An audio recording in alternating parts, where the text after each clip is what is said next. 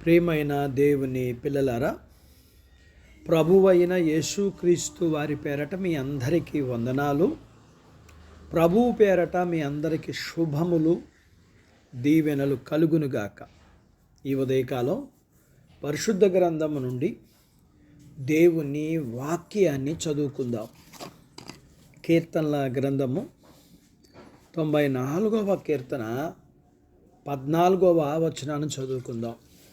యెహోవా తన ప్రజలను ఎడబాయువాడు కాదు, తన స్వాస్థ్యమును విడనాడువాడు కాడు.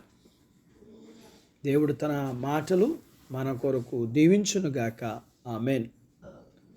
ప్రియమైన దేవుని పిల్లలారా, ఆయన ఏ ఒక్కరిని విడిచిపెట్టేవాడు కాదు.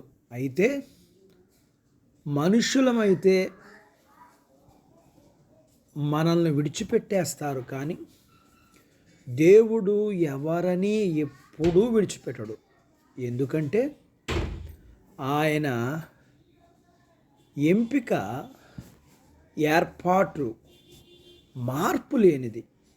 ఆయన ప్రేమ శాశ్వతమైనది. ఒక వ్యక్తికి దేవుడు తన్ను తాను బయలుపరుచుకుని అతనికి రక్షణ భాగ్యాన్ని కలగజేసిన తర్వాత అతన్ని విడిచిపెట్టిన సందర్భం ఒక్కటి కూడా లేదు, ఉండదు. ఈ మహా ఘనమైన సత్యం కీర్తన గ్రంథంలో చెప్పబడిన నలిగిన హృదయం గల వారిని ఎంతో సంతోషపరుస్తుంది.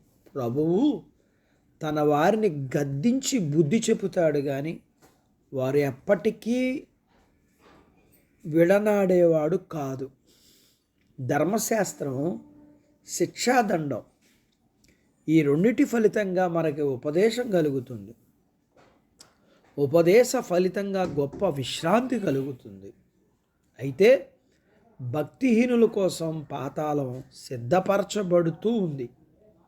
ఆ పని పూర్తయ్యేంత వరకు వారు ఒంటరిగా విడవపడతారు. ఆ తర్వాత వారు అందులోకి వెళ్ళిపోతారు. కానీ దేవుని ఎడల భయభక్తులు గల వారి నిమిత్తం రాబోయే నిత్యరాజ్యములో మహిమకరమైన గమ్యం సిద్ధంగా ఉంది. ఆ నిత్యజీవం కొరకు వారిని సిద్ధపరిచేందుకు గాను దేవుడు వారిని ఉపదేశ మందిరానికి నడిపిస్తాడు.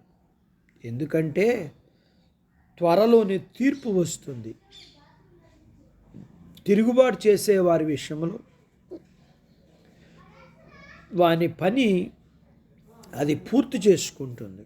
కానీ అదే తీర్పులు యథార్థవంతులు, భక్తిపరుల విషయంలో కూడా నిలబడి వారి మీద చేయబడిన నేరారోపణలన్నిటినీ కొట్టివేసి వారు నిర్దోషులని నిరూపిస్తుంది.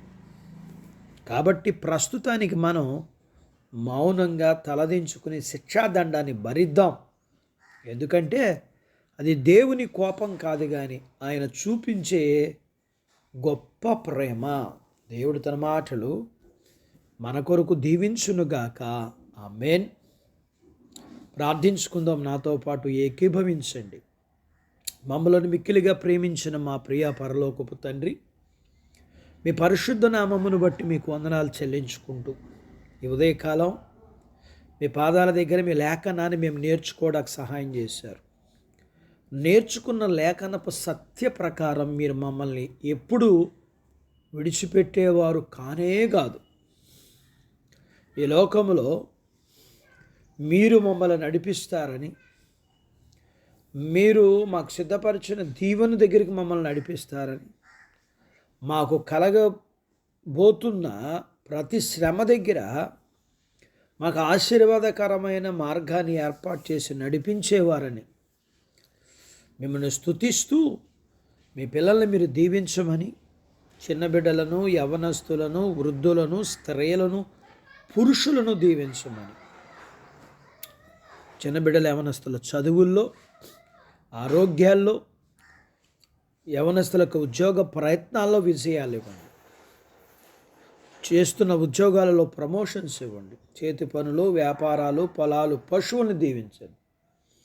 వివాహాలు కాని వారికి అవటాకి, గర్భము లేని వారికి ఇమ్మని, ఎవరికైతే గర్భఫలం ఇచ్చారో వారికి సుఖమైన ప్రసూతి ఇమ్మని, ప్రసూతైన తల్లి పిల్లలకు ఆరోగ్యాలు ఇమ్మని, మీ పిల్లల అవసరతలు, సమస్యలు, బలహీనతలు, రుణాల నుంచి విడిపించి దీవించమని, మీరు సిద్ధపరిచిన పరలోకపు భూ సంబంధమైన దీవెనలకు పాత్రులుగా చేయమని యేసు ప్రభు వారి పేరట స్తుతించి ప్రార్థించి అడిగినవన్నీ పొందుకొని ఉన్నాము తండ్రి. ఆమెన్. దేవుడు మిమ్మల్ని దీవించునుగాక. ఆమెన్.